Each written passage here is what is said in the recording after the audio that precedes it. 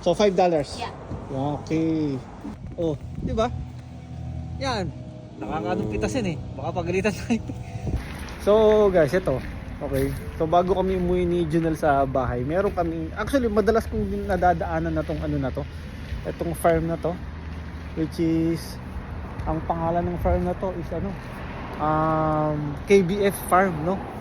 So ano siya guys, farm siya ng mga berries, like itong mga strawberry, raspberry. Pakita ko sa inyo tapos alamin natin guys kung magkano.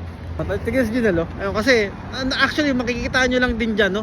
Madadaanan nyo lang din dyan yung mga berries. So papakita ko rin sa inyo yan mamaya. So pero sa ngayon tanungin muna natin yung ano, yung presyo ng mga ano rito, ng mga berries nila rito. So guys, ito andito tayo ngayon sa KBF Farms, no? So matatagpuan mo yan guys dito lang sa ano, pagkadadaan ka ng papuntang bahay, no? Yan. So actually dito kami dumadaan lagi po uwi, no? So makikita natin dito yung mga binebenta nilang mga ano, mga raspberry, no? Raspberry, tapos strawberry, meron, which is ano guys, sariwang sariwa, no? O to, meron din pala silang ganito guys, ano, cherry, no? Tapos yun, so iba't ibang klaseng mga ano guys, berry makikita mo rito, no? Tapos tatanungin natin mamaya kung magkano yung mga presyo nito. So meron din silang binebenta rito guys na yan, fresh local homemade sa halagang $12, isang jar siya, no? Yan. So meron din silang mga gulay dito, yan, mga capsicum, yan, carrots, potato. So ito yung ano na yan, yung homemade na jam, no? Which is iba't ibang flavor siya. So may apricot, tapos meron nectarine, no? Meron. So $12 lang yan guys. So isang bote, no? At meron din silang mga ano rito guys, so, honey, oh. Yan, oh.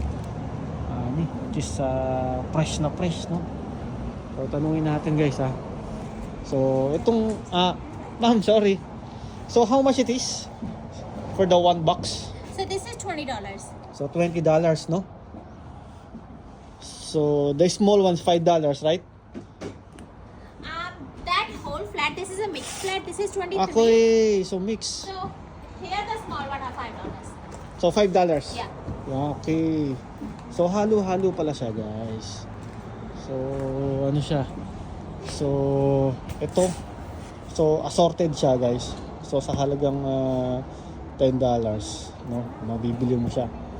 Assorted siya, no? $10, $20, $20 to, yan. So meron na siyang kasamang strawberry, raspberry, no?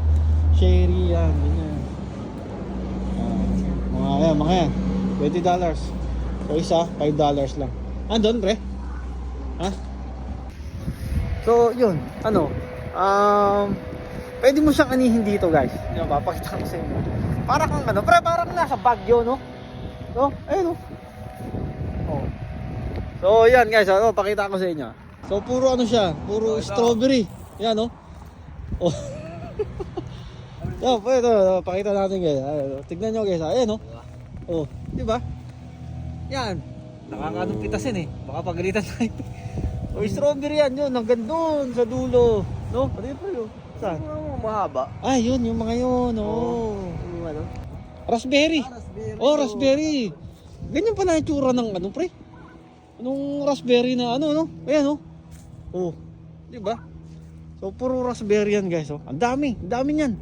Hanggang doon, pati yan, oh. Oh, raspberry. Oh, Di ba tayo matadali ito? papagyan tayo dyan, pre. Papagyan tayo dyan. Tignan na natin isa. Tignan mo. Tignan mo isa, pre.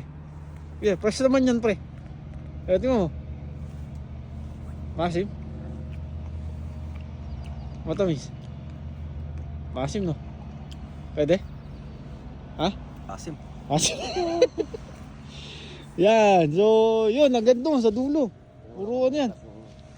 Strawberry. Tsaka raspberry. Yan. Wala pala silang ano. Wala pala silang blueberry. Wala akong nakita kanina.